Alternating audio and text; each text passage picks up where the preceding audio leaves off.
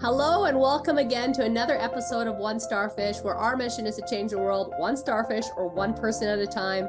As always, I'm excited for today's episode. Guys, make sure to rate, review, subscribe. I love the reviews. I love seeing the platform grow and you guys share this. But yeah, I'm excited for our guest today. This is my first time actually meeting Lisa. We met through Arte.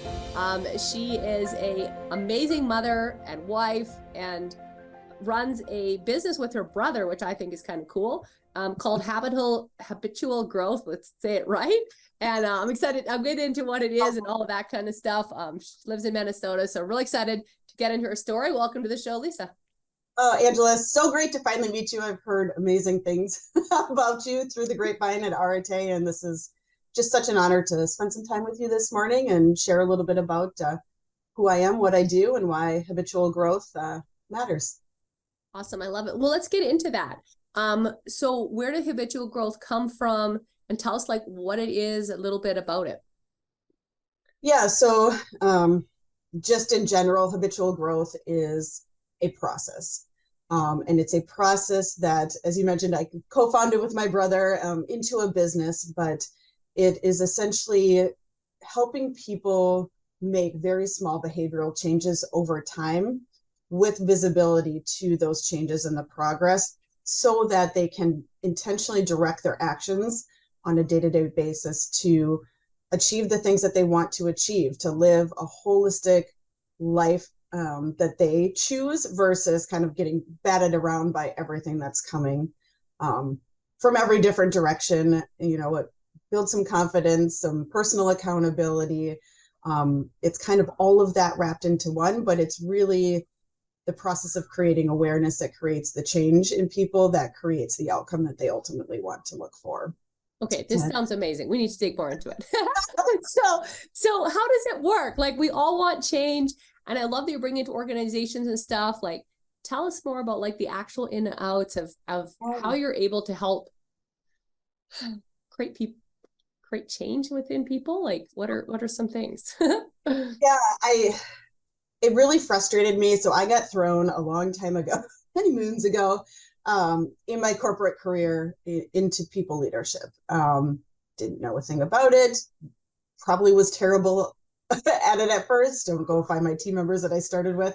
And it became this burning passion of mine because I would sit down with people and I would say, tell me about you. Tell me about your goals. Where are you headed? And not just professionally. I want to know about you as a person and what that looks like. And 9 times out of 10, no one could tell me. Or it was like, well, someday I want to do this, or I just want better life balance, or whatever it was. And it struck me that people couldn't articulate that, because if you don't know where you're going, really know where you're going and what that looks like, you can't put action behind it. And so the first step of the habitual growth process is to define what are some goals that you want to achieve. And that can be this year, that can be this quarter, that can be 5 years out, whatever it is. And then you reverse engineer into daily actions that you take. And so it helps individuals or teams or organizations focus attention on what is going to move the needle. Because as you walk through the process, you've done your goals. Here's what I need to do. And then you physically map it. So our tool is a mobile application. You map it, you put it in a category. So you are also tracking, like, does this fit a financial bucket? Does this fit a physical fitness bucket? Does it fit a spiritual wellness bucket or a professional development? Because I think it's really important for people to also have visibility to what they're doing holistically. You know, have that view and then begin to track that, because as you grow and change in seasons of life, those will change too. And are your actions aligned with really who you want to be as a person and what's important in that time in your life? And then you take those essential actions every day that you've mapped to your goals and to your categories, and you track them. How are you doing? What does the progress look like? Or maybe another lesson learned, it was people did things for a really short amount of time and they're like, well, I didn't see any traction or the results I was looking for. And so when we built the tool, we purposely built in customizable analytic screens so people could track their progress and see how their efforts were going. in any variety of way that matters to them. So whether it was, I just want to know that I'm winning or conquering a day consistently, or I want to know that I'm building this habit and I'm doing this one thing over and over and over, because that's the change that I really want to see. Um, and so it gives people this visibility so that they are shooting towards something. And there's literally a line 90 days in that people track to as they're starting to say, you got to get at least here. Do your stuff for at least this 90-day mark, and then you'll start to see some changes. And so people build confidence in the behavioral changes that they're doing because they've defined the goals, they've set the actions that link to them, and they now have the visibility to the progress and the momentum that they're building. So it puts the change and the power back into the hands of, the person or the team or whatever it might be. So how are you finding, I love this stuff. I'm a huge habit person. Someone asked me the other day, he said, how do you motivate on the days you're not, how do you motivate yourself? I'm like, I don't. I'm very, very disciplined, and my habits run my life, not motivation. that's correct. Rarely motivated, inspired sometimes, rarely motivated, but very habitual. There's the right. We'll get it. Home teach. Don't worry about it. But so, my poor mom. But very habitual. But what I find is, like, I try to encourage people to do these habits, and then they keep falling off. So what is like a reward system, or how does this work differently than like, hey, let's do these habits? I like that you have a tracker. That part makes sense. How else have you found that this works better than, like, because we all try to help our people have habits, and help ourselves have habits for that matter. What are some, like, what do you find is different about this system than just what people try to do normally? Like, I'm going to go to the gym every day, and then they don't. No, they don't. Whatever. Yeah. So I will caveat anything that I'm going to say is part of the process you hit on directly is you have to build your own discipline. And so when I'm working with people or with teams, that's at the basis. And so it may take people 5 times of restarting or 10 times of restarting. And that's kind of the underlying message is you're not going to get it right. Like, I still have days where I don't get every single thing done, whether it's everything went to hell in a handbasket or, I'm sick or whatever it might be. But over time, I've been able to create that discipline. So that's always going to be there. You're never going to be able to take that personal accountability to build discipline out of the equation. In terms of just features that we work on, I mean, we've built in obviously the gamification of a lot of things. So you can see your streaks, you can see which days of the week, you're less likely to be getting your actions done. And, if you did it this much more, like, this is how it raises your percentage. You can kind of track all of those pieces. Like, am I heading in the right direction? Yeah, exactly. I like dopamine hits. So those are all in there. And then we've built in the ability to form groups or a team if you're an organization. So I can say, hey, Angela, you want to come join my group? And we create a group. And now we can share information, whether it's progress screens, it's your daily list, it's the goals you're working on. And there's literally leaderboards built into it to create that competitiveness between and accountability. So it's fun because you get to choose who you're going to share with, what you're going to share. But in doing so, you kind of create your own self-sustaining accountability group that helps you on your discipline pathway. Okay, that's awesome. And so what did you do before you started this? Like, tell us a little bit about your journey before. Like you said, you were, in leadership, and that was a bit of a stretch. I hear you. My first people I tried to lead, I do feel really bad for them. So I was like, I totally hear you there. But tell us a little bit about, like, you went from like, corporate, sounds like corporate kind of job, into running your own business. Where was that transition and why? Yeah, I feel like a cat. I think I'm on like my 6th life now. You're good. You got 3 more. You're good to go. I'm good. Hopefully they're really long lives. I started my career. I'm actually a pharmacist by training. So I spent the first 12 years working retail and in a hospital. And then I had my 3rd child and decided I just couldn't do nights and weekends and holidays. And there wasn't this upward mobility that I was hoping for. And so I jumped to the dark side and went to work for industry, um, and got an itch for the business aspect. And so learned a lot about running businesses, running teams within businesses. And I actually really enjoy the corporate environment. Over time, I've moved into the medical device space. And so that's where most of my corporate career has been, and in leading clinical trials and clinical operations. So very science minded, which is completely different than what I'm doing now, which is why I love it. But that's how I learned that was actually a passion point of mine. Was I've literally had the opportunity to watch complete teams evolve, not only from their own personal development, but their ability to be productive, to build a positive culture influence just by doing very simple behavioral changes, which I think is incredible. And so so a lot of my corporate life has been spent in big, giant companies, navigating the matrix and finding ways to motivate and encourage and develop people so that they're engaged and love what they do.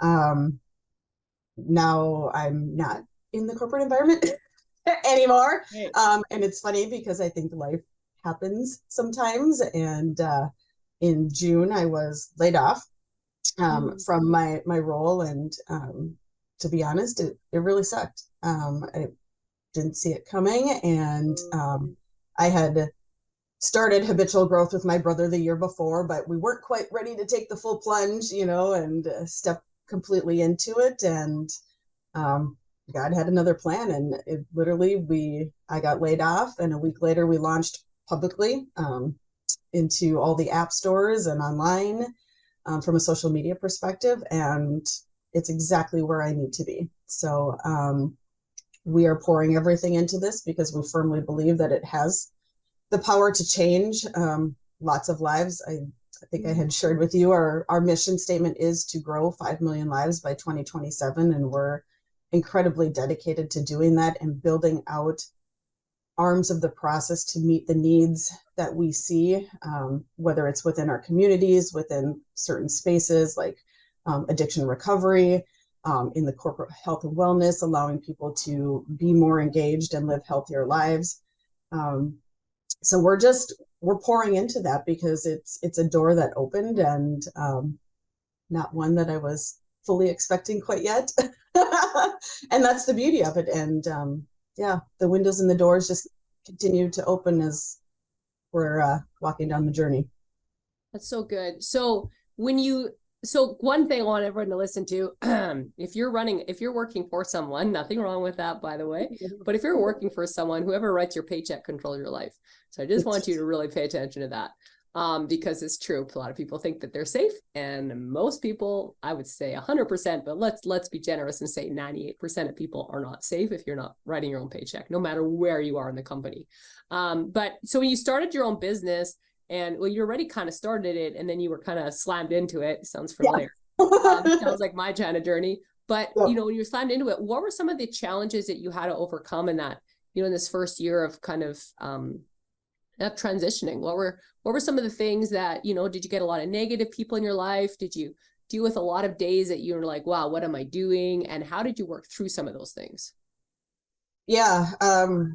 It hasn't been easy. I say it's been like mental whiplash from an emotional standpoint. Actually, I like being a teenager all over again and feeling every emotion in every, 24 hours of a day, because it's completely different. It's been a struggle. We've definitely had high highs, and, obviously people that love the process, they love the app, and we've watched it change, and that's incredibly fulfilling. And then you have the other side where, that people don't see, that the meetings that get declined, or, the traction isn't there quite when you need it, and whatever that might look like. And so it's been a challenge, but something I actually learned along the way was that a lot of my identity was tied to my corporate career. That went away, even though I had Habitual Growth and we were growing it as its company, and the intent was eventually to transition to doing that all the time. My identity still lied over here. And that's where I got my confidence and satisfaction and felt like I was contributing to my family. And so it really took some time and some mental behavioral changes for me to say that didn't define who I am. I can be successful over here. I might have to learn a few other things and do some other things that I wouldn't normally do, but um, I can find an identity out of what I thought I was. Um, and the other thing is I use the process myself. So on those really tough days, especially right after, I wrote my list, and it was a lot of like, what do I need to do from a habit standpoint to make sure that I'm taking care of myself physically, mentally? What am I doing to move the business forward? Because now that has to be the primary focus, and repeating day after day after day and having faith in essentially the process that we built in a time in my life that was really very, very difficult. Mm-hmm. Well, so what did you, I mean, you followed, obviously, like you said, you used your own app basically, which is awesome. Did you have a lot of family support? I mean, you and your brother in it, so that's kind of interesting. Is he full-time also, or is he has a corporate job? He no longer has a corporate job, but he runs another business that he started. That one's been around for about 5 years. So thank goodness, not his first rodeo. So since Right. I'm a little greener in the entrepreneur space, um, yeah, he's been great because there are a lot of ups and downs, and we feel them at different times. And so when he's frustrated, I can do the pick me up, and we can flip flop like that. And it makes it difficult because we've bootstrapped this whole thing because it is truly a passion project for us, and so without the financial backing that we were anticipating, we've had to be very creative in what we're doing, and so that's added stress. And Mm-hmm. yes, my family's been very supportive and in the entire journey, and it's also been a challenge for them, right? This is what we planned on, and then you revert and try and refit the puzzle pieces in a different way. Hmm. And when did you get into like Arte, personal development? Has that been something? I mean, habitual growth is kind of like a personal development thing.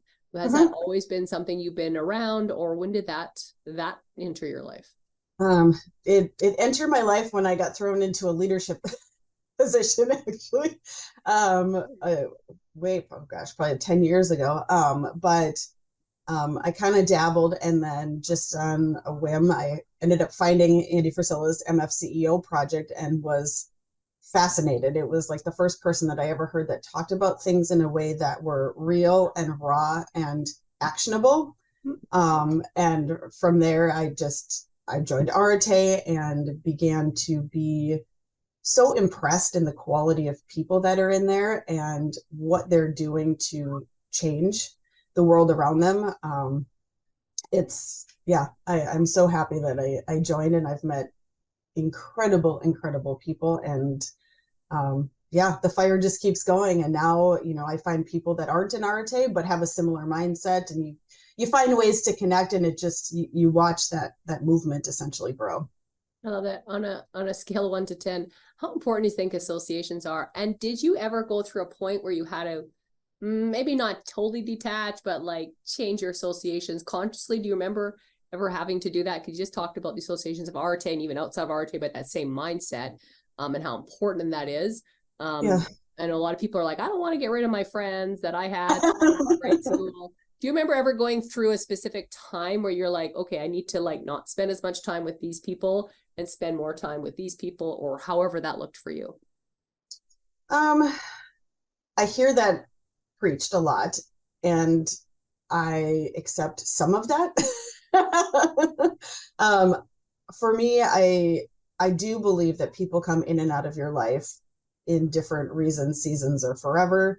And people's presence from a time perspective also can fluctuate within your life. And part of my personal development journey wasn't necessarily to say, I intentionally want to associate with these people or disassociate with other people. It was more around boundaries. So I know what I need to do because I'm on this path. Maybe I need to set up some boundaries to say, like, I can't go do all the things that I used to do because that would be counterproductive to where I'm trying to go. Or just being cognizant of a natural progression and not seeking to reach out if someone started to slip away or I didn't see them quite as much. And I've just found it works out. um, People have gone and or they've been a part of my life in a lesser capacity, and that's okay. It doesn't have to be a negative thing. It doesn't have to be a line in the sand that's like, bye, you're no longer, in my circle because we're on Mhm. different paths. If people really listen to how the relationships go, I think they naturally kind of shift out and you gravitate. So there are amazing women and women of Arate that I've just recently met, and our energy just connects us and we keep connecting. And I know that that relationship is one that I'm going to be leaning into because the energy is different than maybe a relationship that I've held on to for a long time and is now going down a different path. Like that, like I said that. So before we started recording, you chatted about something that an event that happened in your life just a few years ago, I think you said, or even sooner than that, and it just had a big impact. Do you want to tell us a little bit more about that and how, tragedy, quote unquote, can sometimes create a catalyst of change? Yeah, absolutely. So we were chatting about the passing of my dad, and that was a couple years ago. And obviously, I'd been on a personal development journey for a period of time, a long time before that, and um, he was diagnosed out of the blue with stage 4 lung cancer. Not a smoker, was perfectly healthy, and it kind of rocked me for a number of reasons. One, how can that happen? I feel like I'm doing everything right. He did everything right. Like, why would this be the journey that he has to have? Um, and also, it gave visibility to someone that really lived a life of service. He was a business owner in our community for his entire life growing up and poured into people, not just our family, but our community. And I watched people support him and love him and share how he had impacted. And, so I used to, when I was sick, in elementary school, I'd sleep he owned a pharmacy, sleep on the floor in between the pharmacy shelves because, dad has to go to work and mom's at work. You go to the store. um, and so taking those experiences as a kid and then hearing how many lives that he changed just by doing what he did every single day, um, it shifted for me. I didn't want to just get up and get a paycheck or have a business to start a business. I wanted to leave a legacy like that. And I think that's really important for me. It's something I'm teaching my children, um, because I've seen it done really well. And I'm incredibly lucky. I don't think everybody gets that opportunity to see that. Um, and so that's where our mission for habitual growth came from. It was, yeah, I've got all these great learnings and things that we can build this process and this tool. But why does it matter? It matters because you're impacting other people in a positive manner and you're leaving this legacy and you're helping them leave a legacy as too, because their lives are now better because they're using it. Oh, that's so good. I think, yeah, we can, going through it, if anyone's going through challenges, your challenges can make you better or they can make you worse. And it's a choice in how you look at them and what you get out of them. So if you're going through a challenge right now and you're listening to this, how are you choosing to look at it and what are you using? How are you using its energy in your life? Is it good or is it negative or is it positive? And we can decide how we do that. I mean, it's a very sad time, but yet it's a very positive time because now you're going to make more impact. He made its impact. He's in a better place now. Mm-hmm. And you're going to help a lot more people because of his story, which is really powerful. I love that. Yeah, and I think it's really important for people to, that go through something, and it can be death, it can be a job loss, it can be a divorce, it can be anything under the sun. Is to know that yes, it can be for something and it can be positive on the other side. And you don't have to see it in the moment either, because I will be the first one to raise my hand and say I wasn't a perfect human or a, wonderfully positive human for the entire length of his journey, because I hurt too and I was Mm-hmm. sad and I was trying to figure out what the greater meaning is. And so having faith that there is something positive that can come out of situations, I think is an important reminder for people too. That's so good. I love that. In wrapping up, I always ask 3 final questions, and then anything that we didn't touch on that you think is really important. And guys, make sure to check out, like, I haven't checked out all our work yet. I'm going to check this stuff out. I think it sounds amazing. So, make sure to do that. Of course, we'll have all that stuff in the show notes. But first and final question, on my end, number 1 is, if someone is looking for their purpose, what's one sentence you would say that could help them find it? I like to go through the exercise of what really matters to me. So I'm a big believer in God walks and listening. I think it's very easy to be directed based on what we think we should do, and creating space for yourself to say, what do I really want and why does it matter, is probably the first step that I will give to people to then come back and define what their mission or their purpose really is in their life. That's good. I like it. Number 2, what's a favorite quote and why? Oh, a quote. That's a good one. Actually, it's a silly quote, but it's my favorite. It's everything that's on your plate got there because you said yes. And I like it because it's a really good reminder of how important it is to find your purpose and to set direction in your life and truly define the actions that you take so you live your life with intent, because otherwise you end up with a whole lot of plate of crap. Well, that's a good one. I like that. And for anyone that's listening and not watching, Lisa's shirt is live with intent, which I really That's right. really cool. Number 3 is, what's one word or sentence you want in your gravestone? Legacy. I think that's really important to me. I know we mentioned that I'm a mom, and that's the highest purpose that I can have.